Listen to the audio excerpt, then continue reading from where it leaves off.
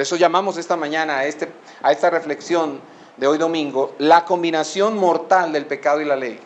Y volvemos a leer el mismo texto bíblico. Seguimos en Romanos 7, capítulo 7, versículos 7 al 13. ¿Cómo dice? Una vez más para recordar las palabras del apóstol Pablo. Romanos 7, 7 al 13. Si quiere animarse a leer en voz alta, puede hacerlo. ¿Qué diremos entonces? ¿Es pecado la ley? De ningún modo. Al contrario, yo no hubiera llegado a conocer el pecado si no hubiera sido por medio de la ley, porque yo no hubiera sabido lo que es la codicia si la ley no hubiera dicho, no codiciarás.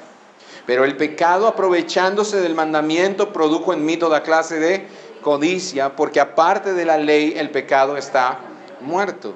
Y en un tiempo yo vivía sin la ley, pero al venir el mandamiento, el pecado revivió y yo morí. Y este mandamiento, que era para vida, a mí me resultó para muerte, porque el pecado, aprovechándose del mandamiento, me engañó y por medio de él me mató. Así que la ley es santa y el mandamiento es santo, justo y bueno. Entonces, ¿lo que es bueno vino a ser causa de muerte para mí? De ningún modo. Al contrario, fue el pecado a fin de mostrarse que es pecado al producir mi muerte por medio de lo que es bueno, para que por medio del mandamiento el pecado llegue a ser en extremo pecaminoso. Regáleme toda su atención. Quiero empezar con dos ilustraciones antes de enfocarnos en el tema de hoy. En primer lugar, los que conocen la historia de los moravos, y no me puedo extender en esto porque no es lo que debemos hacer, pero si no conoce la historia de los moravos, escríbanlo en sus notas, los moravos, y vaya a internet en su casa y más tarde investigue qué son las misiones moravas, los moravos. ¿Qué pasó con estas personas que son pioneros de la obra misionera a través de la historia? Bueno, hubo una raza de padres que pudo haber levantado una raza de misioneros. Y citamos un ejemplo de una mujer anciana morava. Una amiga la visitó con la tristeza reflejándose en sus miradas y le dijo a la mujer: amiga, tu hijo se ha ido, es decir, tu hijo ha muerto. Y ella responde: ¿se ha ido Tomás al cielo? ¿Cayó ocupando su puesto en las actividades misioneras? ¿Cuánto quisiera que Dios llamara ahora a mi hijo Juan a la obra? Esa fue la respuesta de la mujer morava. Cuando le dijeron que había muerto su hijo Tomás en las misiones, él dijo: cuánto quisiera, dijo ella, cuánto quisiera que ahora mi hijo Juan vaya a la obra misionera. Poco después Juan también en las misiones murió. Y en esta ocasión la comisión que vino a comunicarle la noticia a la madre estaban muy tristes, pero antes de que alguna de las personas que formaban esa comisión abriera sus labios para contarle la mala noticia a la mujer, la anciana exclamó: ojalá que Dios llamara ahora a mi último hijo Guillermo a las misiones. Y Guillermo también fue a las misiones y murió. Y cuando ella se enteró de la muerte de Guillermo, la noble mujer dijo: cuánto quisiera tener 1000 hijos para darle a Dios, para que fueran a las misiones. La segunda historia es la siguiente. Habla de un anciano llamado Potín, de una iglesia, pastor, obispo de una iglesia. Y dice que era un hombre de edad muy avanzada, y sus enemigos se apoderaron de él cuando se dirigía a la iglesia de Liján en calidad de obispo y pastor. Tenía más de 80 años y se encontraba enfermo. Como apenas podía sostenerse y respirar a causa de sus enfermedades, aunque la proximidad del martirio le daba nuevas fuerzas, se vieron obligados a llevarlo al tribunal. La enfermedad y la edad ya habían deshecho su cuerpo, pero su alma quedaba erguida para servir al triunfo de Jesucristo. Mientras los soldados lo conducían, era seguido por otros soldados de la ciudad y de todo el pueblo que daba voces contra él como si hubiera sido el mismo Cristo. Pero nada pudo abatir al anciano, ni impedirle confesar lealmente su fe. Interrogado por el gobernador acerca de quién era el Dios de los cristianos, le contestó que si fuera digno, lo conocería. Enseguida fue bárbaramente golpeado sin que tuvieran ninguna consideración a su avanzada edad. Y los que estaban cerca lo herían a puñetazos y a puntapiés. Los que estaban lejos le tiraban la primera cosa que hallaban. Todos se habrían creído culpables de un gran crimen si aquella crueldad no hubiera tenido por objeto vengar el honor de los dioses. Apenas respiraba el anciano cuando fue llevado a la prisión donde entregó su alma 2 días después. Y si ustedes recuerdan, hace varios domingos estuvimos hablando de los padres de la iglesia, que en su mayoría fueron mártires. Quiero recordar para ustedes solamente uno de esos padres. Quiero hablar un momento solamente de uno de estos padres que mencionamos hace un par de domingos, Ignacio de Antioquía, en el 108 después de Cristo.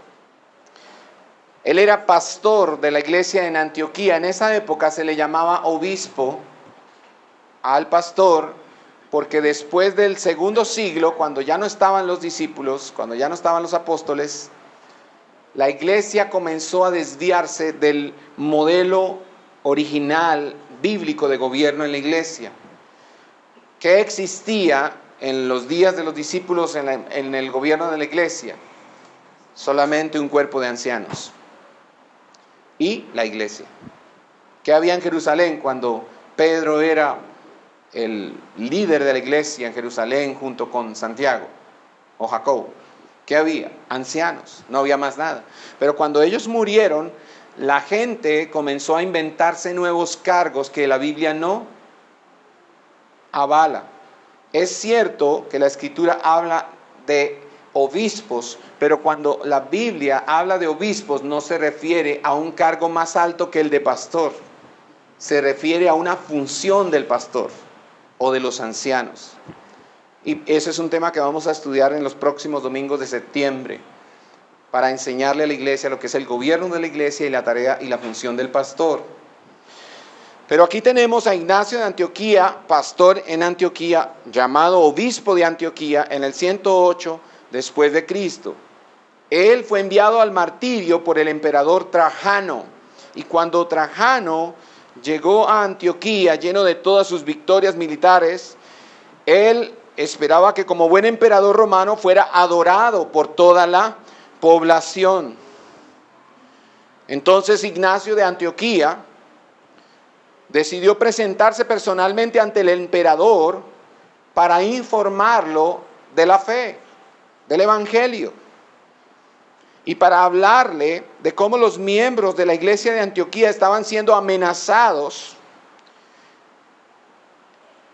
por seguramente autoridades romanas o soldados romanos, porque los cristianos no le rendían adoración a los emperadores.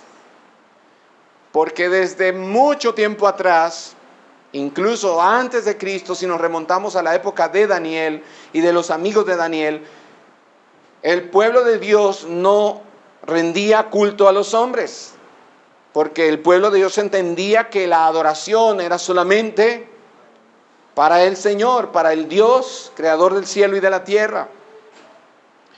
Ignacio de Antioquía le está dando esta información al emperador Trajano. Y lo interesante de la defensa de Ignacio es que Ignacio, cuando se presentó delante de Trajano, se hizo llamar a sí mismo Teóforo.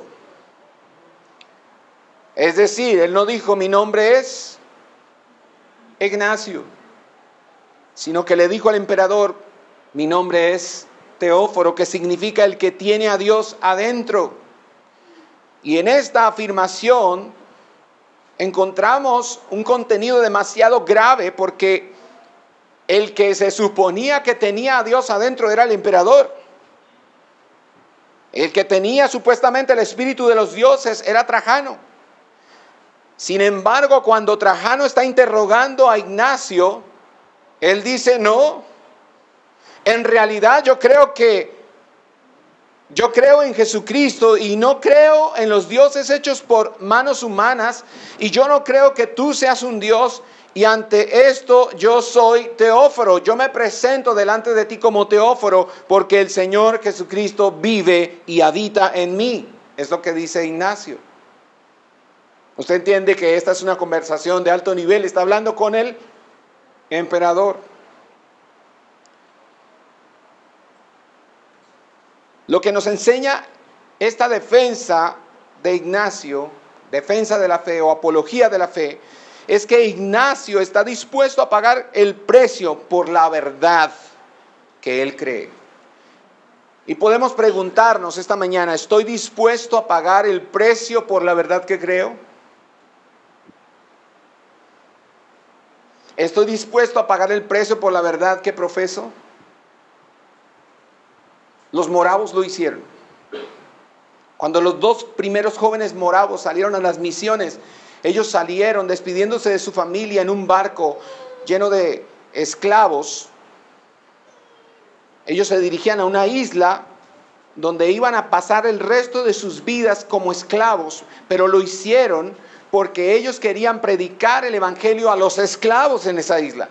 Y sabían que debían entregar sus vidas, que no iban a salir libres nunca porque se habían vendido a sí mismos como esclavos para hacer la obra misionera. Y cuando la familia en el puerto está llorando, diciéndoles adiós, adiós, y están despidiéndose, ellos gritan desde el barco, ellos dicen desde el barco que el Cristo que murió en la cruz y que padeció en la cruz es digno de recibir ese sufrimiento. Ellos afirman que Jesús, el que murió en la cruz, el Redentor, es digno de recibir ese precio que ellos van a pagar. Ignacio nos hace entender a nosotros que está dispuesto a pagar el precio por la verdad que él profesa, por la verdad que él predica. Un hombre anciano al cual condenan a morir en las fauces de las fieras en el circo. Esa es la forma en que él va a morir. Trajano no soporta la confrontación, Trajano no acepta esta confrontación de Ignacio, así que el veredicto del emperador es que él debe morir, debe ser llevado a morir por las fieras. Y dicen los testimonios, los historiadores, dice que cuando él es metido en medio de las fieras para morir, él levanta las manos en adoración y dice delante de Dios: Señor, yo te doy gracias que me permitirás demostrarte mi amor en toda su magnitud.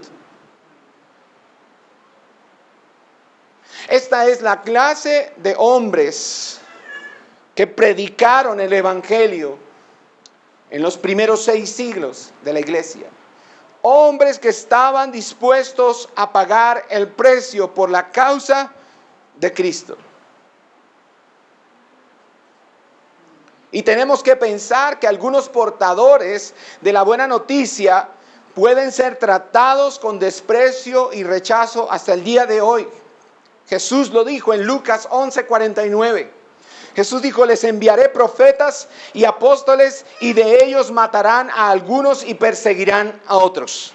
En Mateo 24:9, Jesús dijo: entonces os entregarán a tribulación y os matarán y seréis odiados de todas las naciones por causa de mi nombre. Y la expresión que tal vez es más impactante de todas es la de Juan 16:2, cuando él dice: viene la hora cuando cualquiera que os mate pensará que así rinde un servicio a Dios. Para allá vamos. A ese punto nos dirigimos, iglesia. Viene la hora cuando cualquiera que os mate, pensará que así rinde un servicio a Dios. La palabra evangelio significa buena noticia. En inglés es gospel, que significa buena noticia.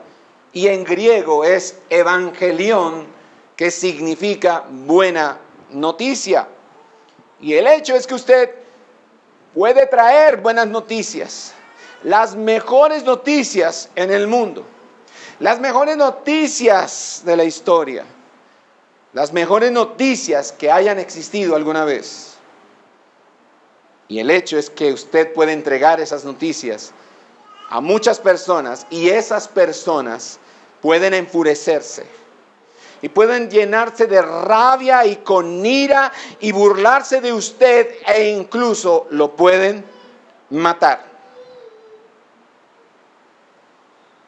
Aunque el evangelio es una buena noticia. El ministerio Ligonier, que preside el pastor R.C. Sproul, ha impreso una cantidad enorme de libros para regalarlos en los Juegos Olímpicos en Río. El libro se llama La carrera de la fe. Y en ese libro se presenta el evangelio. Hoy muchas personas rechazan cualquier forma de presentación del evangelio. Sea amable o sea confrontadora, muchas personas rechazan la presentación del evangelio. Pero ese no es el mayor problema, ¿sabe? El mayor peligro no es que las personas nos odien, se enfurezcan con nosotros, se llenen de rabia contra nosotros o incluso nos maten por predicar el evangelio. El mayor peligro es que nosotros mismos dejemos de creer que nuestro mensaje es una buena noticia. El mayor peligro es que usted y yo comencemos a tratar el evangelio como una provocación o disputa o una citación legal para comparecer en la corte. Es muy fácil perder el sentido de maravilla y de lo precioso del evangelio. ¿Cómo resumimos en este lugar el evangelio en una frase corta, sencilla, que exprese la maravilla y la hermosura del evangelio? ¿Qué es el evangelio? Lo hemos estudiado en las clases de ¿qué es el evangelio? Los días viernes. El evangelio es la buena noticia de todo lo que Dios ha hecho por medio de Cristo para salvar a los pecadores. Y esa noticia, que es maravillosa, que es hermosa, es ofensiva. Pero el gran peligro es que usted y yo lleguemos a pensar que entonces, porque es ofensiva, no es una buena noticia. El evangelio es la noticia de que Dios justifica al impío solo por gracia, solo por fe, sin las obras, solo sobre la base de la obra de Cristo, no la nuestra, y solo para la gloria de Dios. El evangelio es la noticia de que mientras éramos débiles, a su tiempo Cristo murió por los impíos. El evangelio es la noticia de que Dios demuestra su amor para con nosotros en que siendo aún pecadores, Cristo murió por nosotros. Y esa noticia es ofensiva. Esa noticia es molesta, pero no puede dejar de ser buena noticia para nosotros. Porque el apóstol está diciendo en su defensa de la ley en Romanos, él está diciendo que la ley es santa, es justa y es buena. La palabra de Dios es santa, es justa y es buena. Hemos dicho entonces el domingo pasado que el problema no está en el contenido del mensaje. El problema no está en el mensajero. El problema no está en la forma en que se entrega el mensaje. Se puede entregar en un libro, en unos Juegos Olímpicos. quizá la gente tire el libro por allí. Quizá algunos se lo lleven para la casa y nunca lo lean. Y quizá unos pocos lo lean. ¿Sabe cuál es el problema? El problema está en que la ley confronta al falso Dios que hay dentro de nosotros. La ley nos confronta a nosotros. El Evangelio nos confronta y por eso es que lo rechazamos. ¿Dónde es rechazado entonces el Evangelio? ¿En el mundo solamente? No. Descubrimos entonces que el Evangelio también está siendo rechazado en la iglesia. La verdad del Evangelio no es principalmente una provocación, como muchos piensan, o una disputa, o una citación legal para comparecer en la corte. Son principalmente para la proclamación y celebración y liberación y el júbilo. Y nosotros deberíamos estremecernos, aunque Jesús dijo que sucedería. Debiéramos estremecernos al saber que la mejor noticia del mundo es objeto de burla y es ridiculizada y distorsionada y pervertida y rechazada. Pero no podemos perder de vista de qué trata realmente el Evangelio.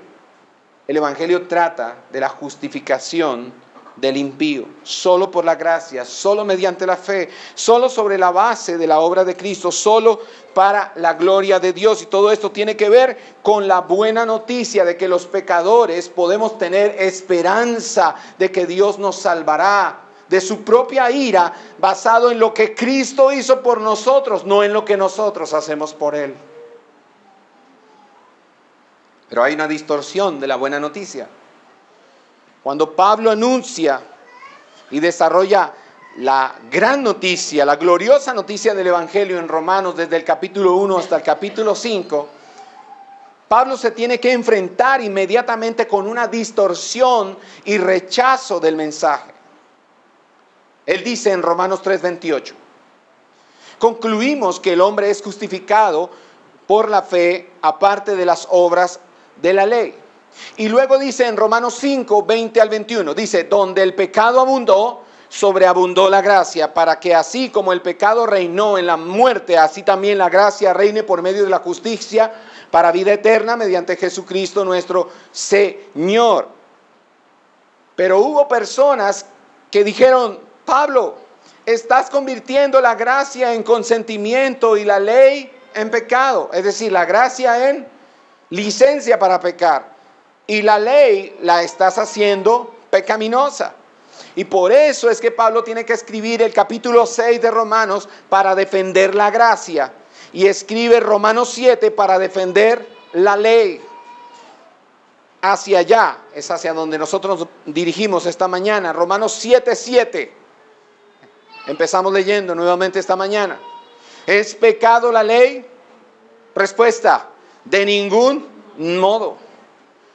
Pero quizá los que se oponen van a continuar diciendo, pero Pablo, mira lo que acabas de decir en los versículos 9 y 10. Dices, y en un tiempo yo vivía sin ley. ¿Qué quiere decir? Y en un tiempo yo vivía sin ley. Es decir, en un tiempo cuando tenemos poca o ninguna conciencia del pecado o de la condenación o de la esclavitud, solo hacemos lo que sentimos hacer. Recuerda que lo dijimos al comenzar esta mañana en la reflexión.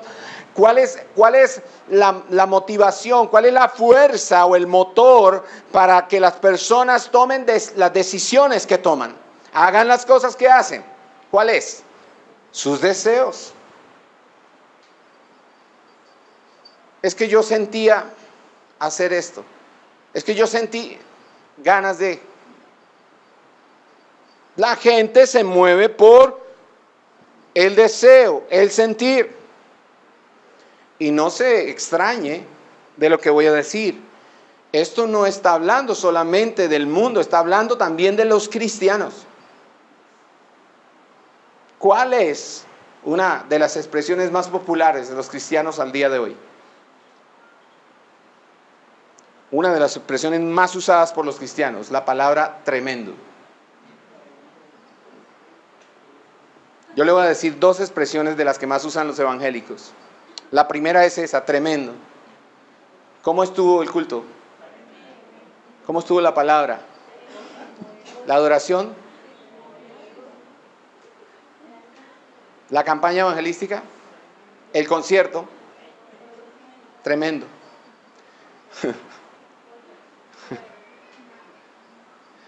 Otra expresión muy popular es esta: se sentía la presencia de Dios. Y fuiste al concierto, se sentía la presencia de Dios. ¿Y cómo estuvo la predicación? Se sentía la presencia. Y la adoración, ni me digas, no, te perdiste. Por eso les he repetido muchas veces la anécdota del pastor Jorge Atienza, o el hermano Jorge Atienza, que le responde a un miembro de su iglesia un domingo que él no fue a la iglesia, y luego se encuentran al mediodía en la portería del conjunto donde ellos viven, y el hermano que había ido a la iglesia le dice a Jorge: Jorge, ¿no fuiste a la iglesia esta mañana? Y entonces le pregunta el hermano Jorge a ese hermanito que sí fue a la iglesia: ¿y qué dijo Dios?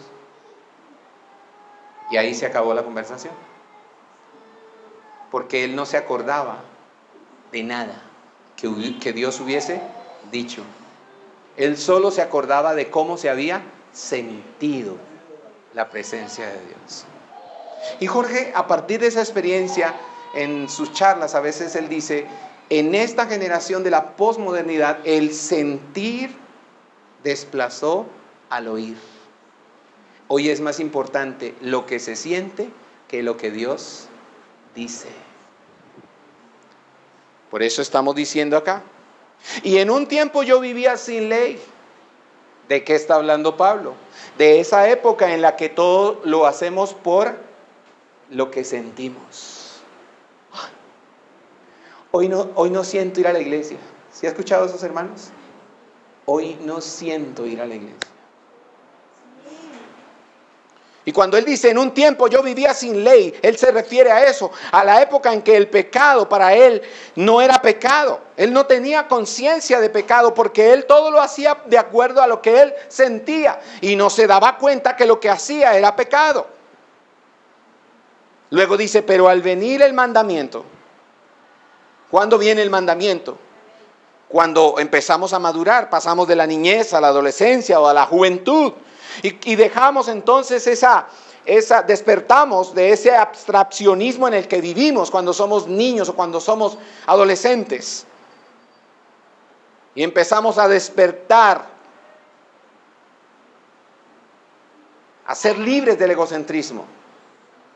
O quizá en el momento de nuestra conversión, cuando por primera vez nosotros vimos nuestra naturaleza pecaminosa tal como era. Cuando él dice: pero al venir el mandamiento, ¿qué hace el mandamiento? Saca a la luz nuestra naturaleza. Y luego dice: el pecado revivió. Estamos haciéndolo paso por paso.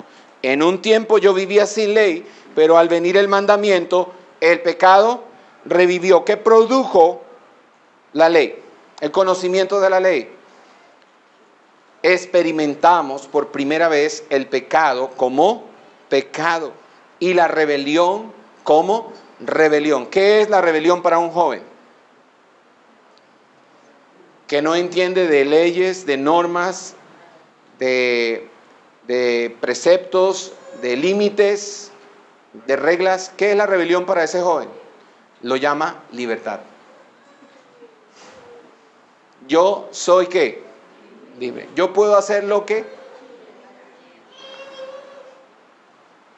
¿Y qué hace la ley? La ley viene y te dice: tu libertad es rebelión.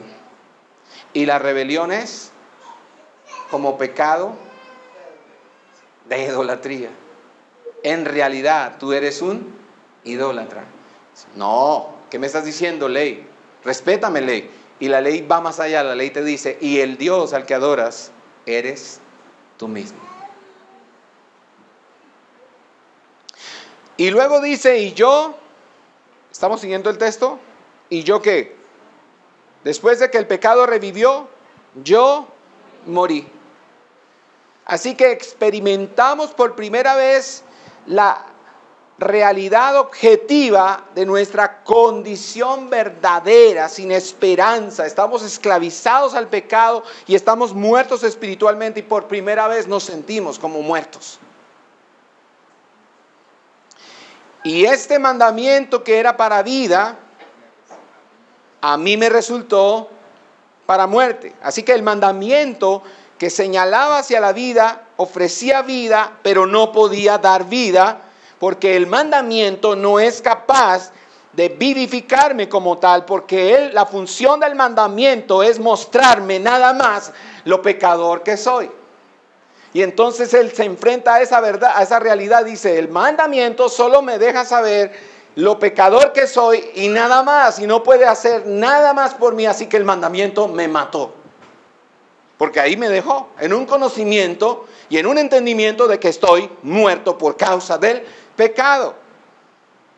Y alguien aún así puede decir, si ves, Pablo, otra vez lo dijiste.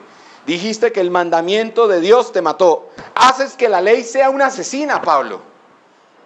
Haces que la ley sea pecado. Pero vaya al versículo 11.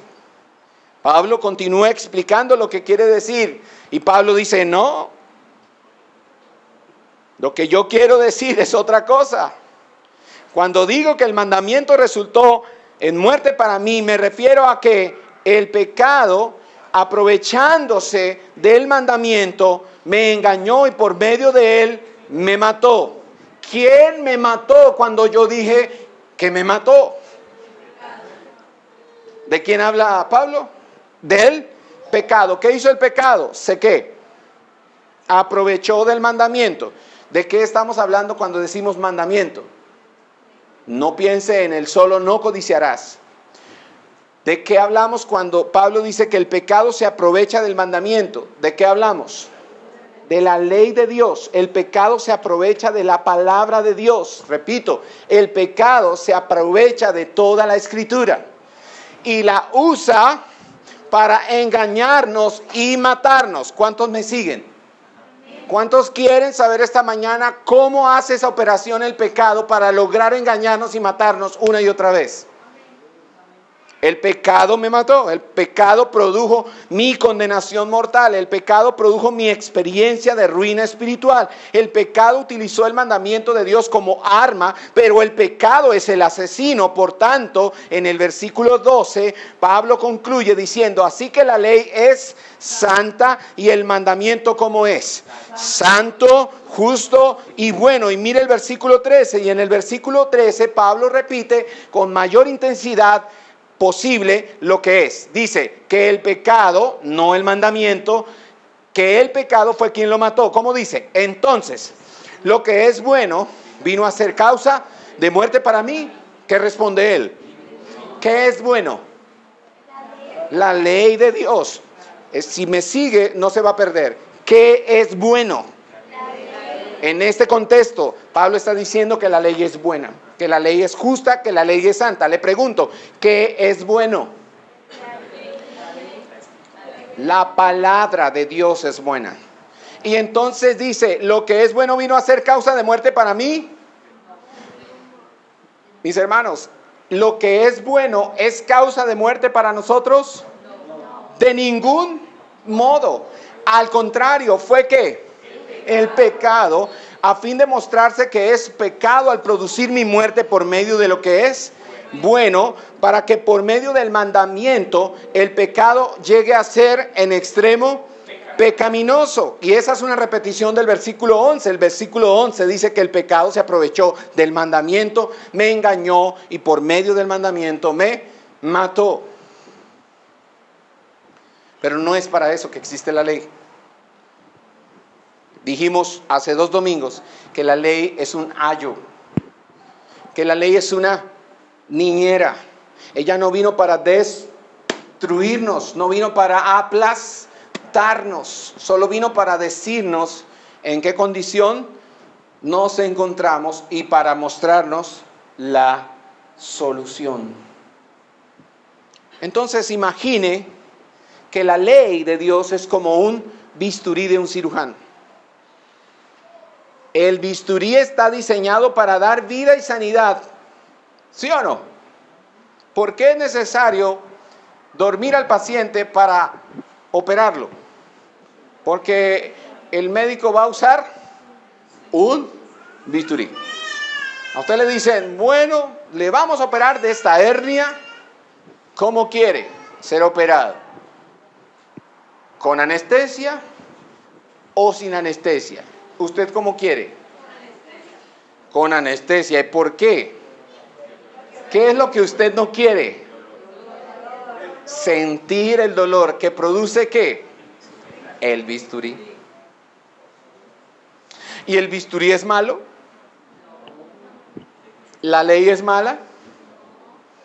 El médico usa el bisturí como la ley es usada por Dios. Y entonces, el bisturí está diseñado para dar vida y sanidad realmente. El instrumento lo que está buscando al fin de cuentas es que ese paciente tenga vida y sea sano. Y entonces viene el pecado y toma el bisturí de los mandamientos de Dios y nos pasa el bisturí por la garganta muchas veces y nos mata. Eso nos recuerda las palabras de Jesús cuando Judas lo entregó con un beso. Voy a citar Lucas 22:47.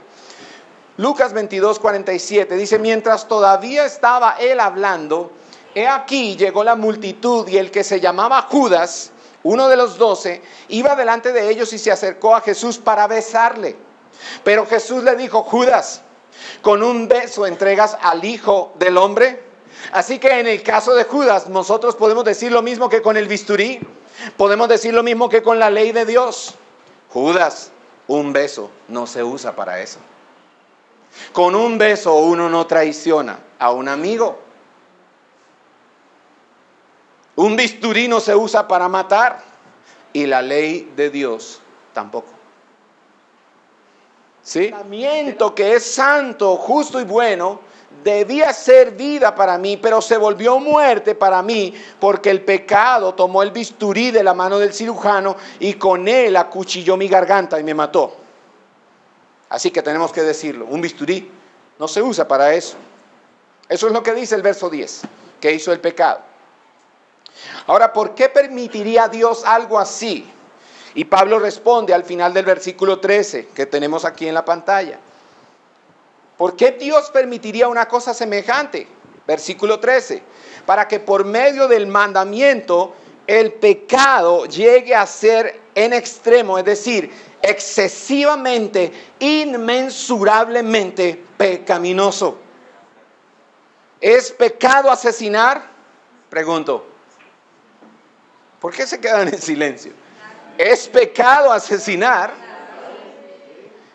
Es doblemente pecado forzar a un inocente a ayudar a asesinar a una persona. Es pecado asesinar, pero es doblemente pecaminoso forzar a una persona inocente a ayudar a otro a asesinar. ¿Es pecado envenenar a un niño? Es doblemente pecaminoso engañar a una mamá dándole veneno para su propio hijo. Usted no hierve a una cabrita en la leche de su madre. La leche de la madre no es para eso. Es para vida, no para muerte. Y escuche lo que vamos a decir.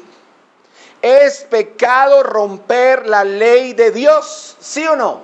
Sí. Es doblemente pecado usar la ley de Dios para romper la ley de Dios. Y eso es lo que hace el pecado. Cuando la palabra nos da el conocimiento del pecado, el pecado se viene por este lado y se aprovecha de la ley y nos engaña y usa ahora la ley de Dios para romper la ley de Dios. Así que la última idea que está presentando Pablo en Romanos 7 es que usted y yo necesitamos morir para la ley, no porque la ley sea pecado, sino porque la ley es débil y vulnerable. Y nosotros somos absolutamente pecaminosos. Y por esa razón la ley no puede ser el medio principal y decisivo de nuestra justificación o nuestra santificación. Y yo digo aleluya a esta afirmación. Por esta razón, porque la ley es débil y vulnerable, el pecado se aprovecha de la ley y me engaña y me mata porque me enseña a usar la ley de Dios para transgredir la ley de Dios. Entonces la ley de Dios no es el medio principal para ser justificados o para ser santificados, y por eso debemos gritar infinitos aleluyas cuando Pablo dice que somos justificados por la fe, no por la ley. Por confiar en lo que Él hizo en la cruz, soy justificado. Porque la ley lo que hace es descubrirme, es desnudarme y mostrarme que soy excesivamente pecaminoso e incapaz de salvarme a mí mismo. Solo puedo ser salvo por la fe.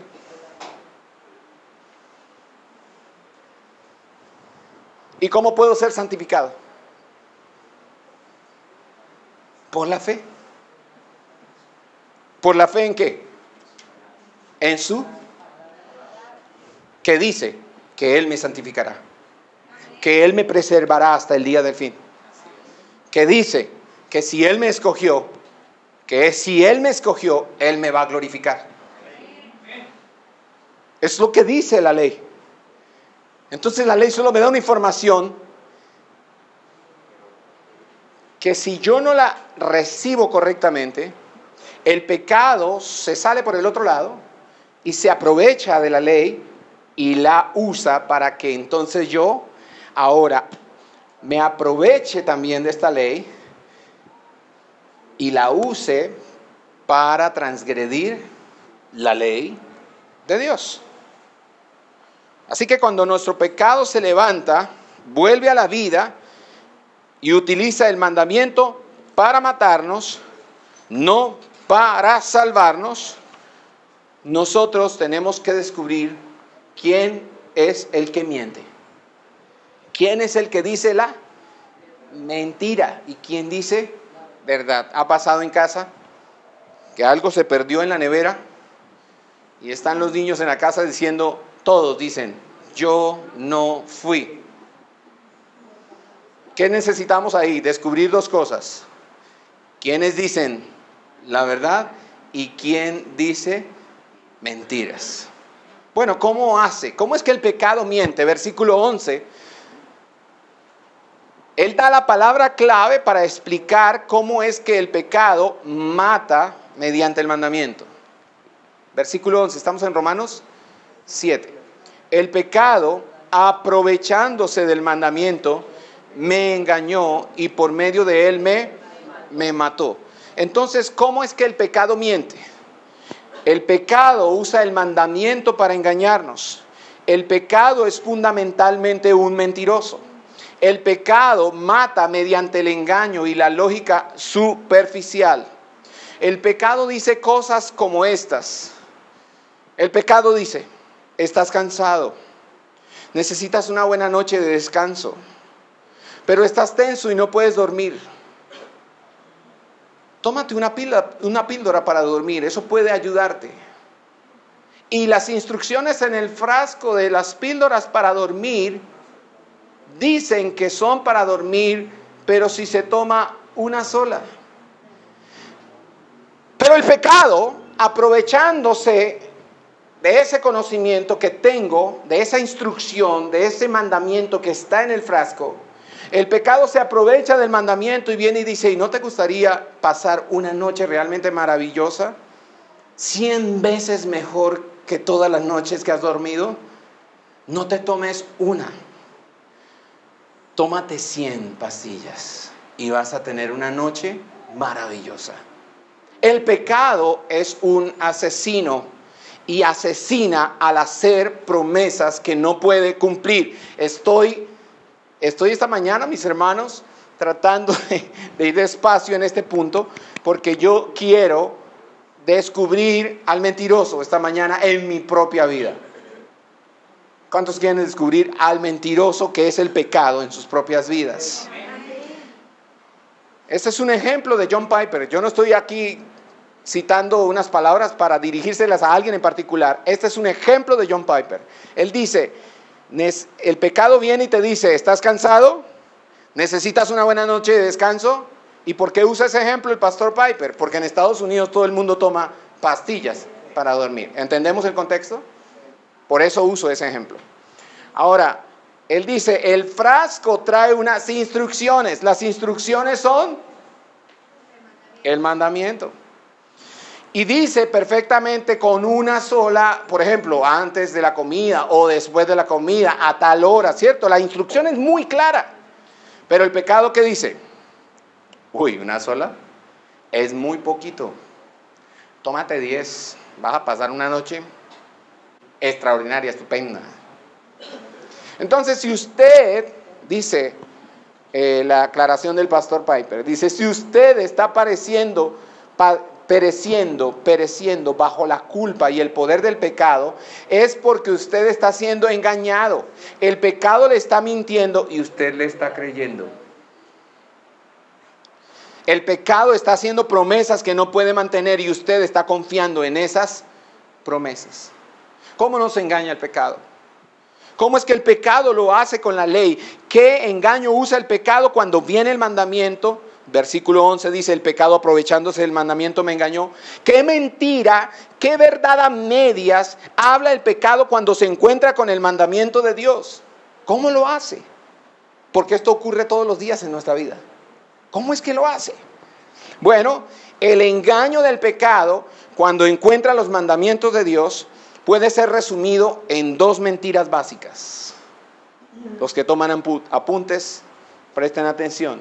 Y suena algo así como, primero, por un lado, el pecado pudiera decir cuando se encuentra con los mandamientos de Dios, pudiera decirnos así. José, repito, ponga su nombre ahí. No puedes, tú no eres capaz de guardar este mandamiento. Y si pudieras hacerlo, ¿cierto que tú no quieres guardarlos? Y si es que hay un Dios santo, el pecado niega la existencia de Dios. Y si es que hay un Dios santo, no hay esperanza para ti, porque no puedes guardarlos. Y si pudieras, no quieres guardarlos. Entonces mejor, olvídate de eso. Y dedícate a recibir tanto placer y a disfrutar de tanto placer en esta vida como puedas. Esa es la primera manera como el pecado nos engaña. ¿Cuántos pueden decir esta mañana, a mí me ha engañado así? No, sé que se me queda con las manos abajo y yo estoy pensando, mis hermanos, que voy a necesitar que usted ore por mí al final. Porque de verdad que yo no levanto una mano, levanto las dos, levanto mis pies, yo digo, a mí me ha engañado todos los días así, de mi vida. Uno piensa en los mandamientos, uno piensa en la palabra, uno piensa en las instrucciones de Dios, uno piensa en los no de Dios. No harás, no debes hacer esto, no puedes hacer esto otro. Y uno dice, ay, qué artera, tanto mandamiento, eso mejor no le presto tanta atención a eso. ¿Y qué hago? Los quebranto, los violo, sí, los desobedezco. Y ya, y me dedico a tanto placer como yo pueda. Primera forma en que nos engaña el pecado. Segunda forma. El pecado, cuando se encuentra con los mandamientos de Dios en nuestro corazón, nos dice, vamos José, tú puedes guardarlos, vamos, convoca toda la fuerza de tu voluntad y muéstrate tan bueno como puedas. Eres el próximo que se alista para ir a juicio. En segundo lugar, ¿qué es lo que hace el pecado? Dice, si no lo puedo convencer de que se olvide de los mandamientos, si no lo puedo desanimar para que no le preste atención a la ley de Dios, entonces le digo que sí es capaz de cumplirla. Vamos, tú puedes. Y entonces, ¿en qué me convierte el pecado? En un religioso y legalista que cree que sí es capaz de cumplir con los mandamientos y que va directo a un juicio y va a ser condenado y mandado al infierno por legalista y por religioso. Porque no puede ser por cumplimiento, porque nadie puede cumplir la ley de Dios. Y si la viola, porque todos la violamos, tampoco puede ser.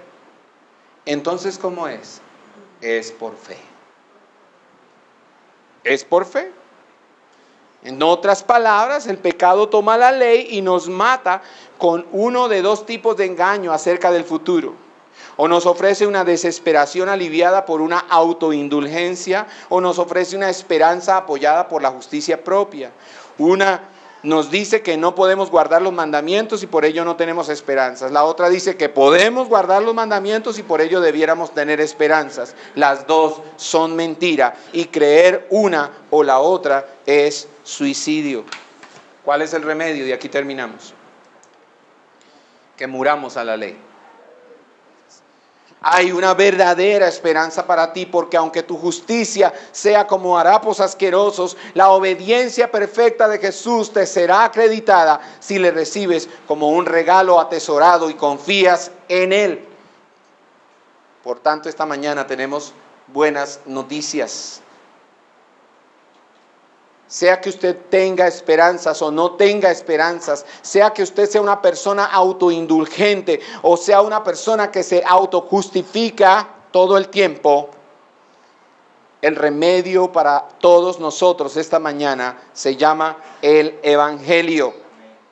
Lo único que nos da esperanza para que podamos sentirnos justificados realmente es el Evangelio. Jesús vivió y murió por los dos tipos de pecadores. Usted y yo debemos creer hoy en Él, confiar en Él como la provisión de Dios para nuestra salvación y recibirle como el tesoro de nuestra vida. Amén. Quiero finalizar con una ilustración que me hizo reír ayer bastante. La ilustración es una ilustración del Ministerio Aviva Nuestros Corazones, basada en una reflexión cortitica de una de las hermanas que publica allí, que se llama Carolina García Domínguez. Ella publicó una reflexión que se llama Apártate de las delicias turcas. Ayer me reí mucho con eso, alguien me hizo reír bastante con esto. Bueno, ella dice, tengo la costumbre, algunos la consideran buena, otros no tanto, de leer libros varias veces. Y hace unos meses comencé por segunda vez la serie de las Crónicas de Narnia, y cuando me encontraba leyendo el segundo libro, el libro del león, la bruja y el ropero, me percaté de algo en este pasaje. Dice en una parte del libro, dice, Edmund ya se estaba sintiendo incómodo por haber comido tantos dulces, y cuando escuchó que la señora de la cual se hizo amigo era una bruja peligrosa, se sintió aún más incómodo, pero aún así quería probar de nuevo las delicias turcas más de lo que quería cualquier otra cosa. En la historia, Edmund sigue a Lucy en el ropero y por error llega a Narnia. Allí tiene un encuentro con la bruja, la cual, conociendo más que Edmund todo lo que sucedía y estaba por acontecer en su reino, lo sedujo y engañó con delicias turcas para obtener así información que la beneficiaba. Si bien es cierto que al principio Edmund desconocía la naturaleza de la señora y de sus dulces, no menos cierto es que luego de que Lucy le advierte sobre la situación de Narnia y el rol de la bruja en todos los acontecimientos, Edmund continuaba deseando ¿qué? Las delicias turcas. Esa actitud de Edmund me recuerda a nosotras mismas, porque esto es un blog para mujeres. Dice, pues muchas veces cuando pecamos y Dios nos revela nuestra falta, nos sentimos muy abatidas. Sin embargo, en tantas ocasiones no se trata más que de eso, sentirnos mal, y al igual que Edmund, continuamos pensando, deseando e incluso buscando aquello que sabemos que no agrada a Dios. La Biblia es clara cuando nos dice, el camino del necio es recto a sus propios ojos, mas el que escucha consejos es sabio. Alguien dígame a eso. ¿Sabe una cosa? Hay jóvenes que han recibido a Cristo, han entrado en el reino de los cielos, han sido salvados por medio del Evangelio, porque desde niños sus mamás les leían todos los días el libro de Proverbios. Aquí hay un texto clave y poderoso. El camino del necio, Proverbios 12:15, el camino del necio es recto a sus propios ojos. ¿Está escuchando? que una de las cosas más difíciles es confrontar a un necio con la ley de Dios. Porque ¿qué pasa cuando le decimos al necio que está haciendo algo malo? Dice, el camino del necio es que recto a sus propios ojos. ¿Qué dice el necio? No, yo estoy bien. Y todos alrededor sabemos que está mal. Él es el único que no se da cuenta. Entonces, ¿cuál es el problema ahí de la necedad? ¿El pecado cuál es? ¿La necedad? Voy a ir un poco más lejos. Arthur Burr dice que el pecado ahí no es la necedad. El pecado es se llama orgullo. Y lo describe así. Él dice, el orgullo se describe más fácilmente de esta manera. Es como el mal aliento. Todo el mundo sabe que tengo mal aliento, menos yo.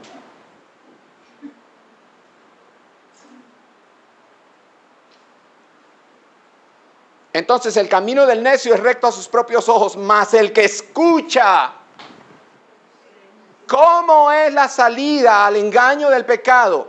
La salida, el remedio al engaño del pecado. La fe es por el oír y el oír por la palabra de Dios. ¿Cómo remediamos el engaño del pecado? Mas el que escucha consejos es sabio. El problema nuestro por el que caemos una y otra vez en el engaño del pecado es que no escuchamos a Dios. Proverbios 3, 5 al 7.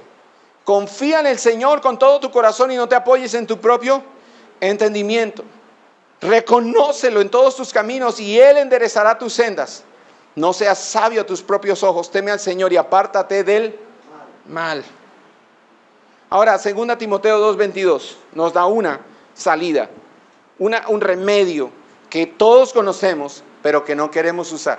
Por lo que dice aquí Carolina, la autora de esta reflexión. Como ella dice, es muy claro. Así me pasa a mí también. Sin embargo, en tantas ocasiones, dice ella, no se trata solo de que nos sentimos mal. Cuando nos enteramos, ¿quién es la bruja? Cuando nos enteramos, ¿cuál era el propósito de esos dulces? No, sino que a pesar de ese conocimiento, dice ella, continuamos pensando, deseando e incluso buscando aquello que sabemos que no agrada a Dios. Y mire la salida, y todos la conocemos, pero no nos gusta usarla. 2 Timoteo 2:22, todos juntos. Huye pues de las pasiones juveniles y sigue la justicia, la fe, el amor y la paz con los que invocan al Señor. ¿Cuál es la salida? Santiago dice que no podemos decir que somos tentados por Dios porque Dios no tienta a nadie. Pero Santiago dice que cuando alguno es tentado de su propia concupiscencia. El pastor Núñez dice que somos tentados por lo que deseamos, no por lo que no deseamos. Si usted no desea, por ejemplo, dinero ajeno, usted nunca será tentado en esa área. Pero si usted lo desea, ¿cuáles serán las tentaciones? Las que van a venir más seguido. Las tentaciones que tienen que ver con el dinero ajeno. Y así sucesivamente. Si usted tiene problemas con la lujuria, ¿cuál es el problema? ¿Cuál es la situación ahí? ¿Por qué es tentado en el área de la lujuria? Porque es lo que usted desea. Es así, ¿cierto? Y entonces, ¿cuál es la salida?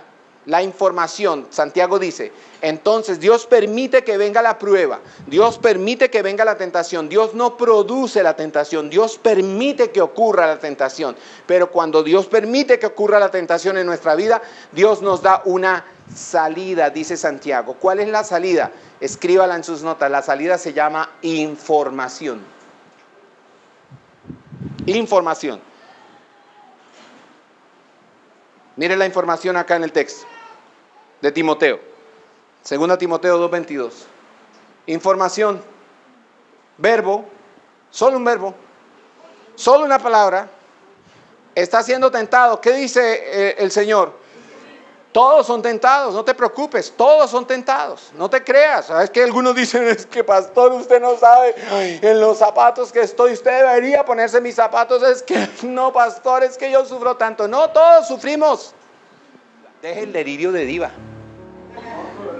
Ay, pastor, es que no sabes que usted, pastor, y cuando vienen a consejería, esa carita, ¿no?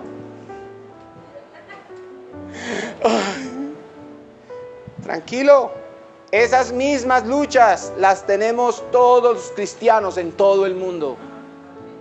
Esa es una verdad que hay que decirle al que viene a pedir consejo. Deje el delirio de ¿qué? De que usted es el único que sufre con la tentación. Hay una salida, y si el problema es de la carne, aquí está la salida. ¿Cuál es la salida? ¿Y qué queremos hacer?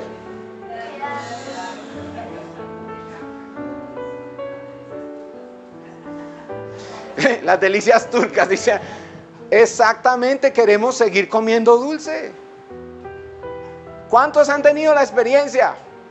Han tenido un regalo, les han dado un regalo, una cajita de esos dulces, o de muchos dulces, y usted dice, uy, son muchos, yo no me puedo comer toda esa cantidad porque me enfermo.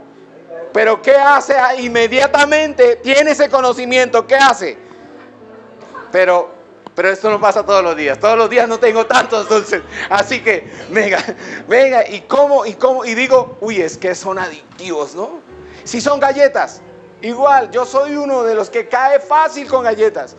Las galletas para mí son una tentación, y entonces me como la primera y digo, no, necesito, espere que la primera sensación de placer fue maravillosa, quiero repetirla. Y no la consigo igual. Y necesito otra y otra y otra. ¿Cuál es la salida? Dice Pablo. ¿Cuál es la salida? Yo le voy a dar salidas. Cambie su número de celular si usted tiene problemas con cierto pecado que usted ya conoce.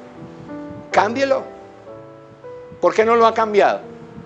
Porque no quiere dejar ese pecado.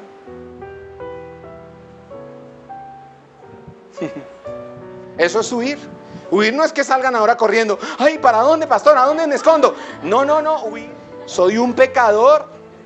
Ustedes también son pecadores. Y hasta que no confesamos cuál es nuestra lucha, no podemos entonces recibir el remedio. El remedio es para los que reconocen que están enfermos. Si usted dice, no, yo no estoy enfermo, pues entonces muérase.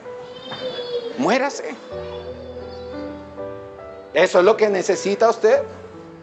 Porque el orgullo no puede ser combatido. Ni siquiera Dios lo combate, mis hermanos. A los orgullosos Dios no se pone a ver, ven. No, dice la palabra, a los orgullosos Dios los mira de lejos. A veces hay que hacer con los hermanos en la iglesia lo mismo. ¿No quieren el remedio? Hermano, cuando quieras el remedio hablamos. Mientras tanto, de lejos, con los orgullosos. Esa es la verdad. Huye. No es espíritu de lujuria. Huye. Espíritu. Esto lo voy a dejar en internet. Que lo escuchen millones de personas, mis hermanos. Espíritu de... Y los espíritus... Toteados de la risa, los espíritus se burlan de nosotros. Ellos no tienen nada que ver en este asunto. El problema es el pecado que mora en mí. El que tiene que huir no es el espíritu de lujuria, soy yo. Escuche las palabras del hijo de Pablo Escobar. El hijo de Pablo Escobar en una entrevista hace poco dijo que su papá, cuando él tenía apenas 8 o 10 años de edad, le enseñó la enseñanza más grande del mundo.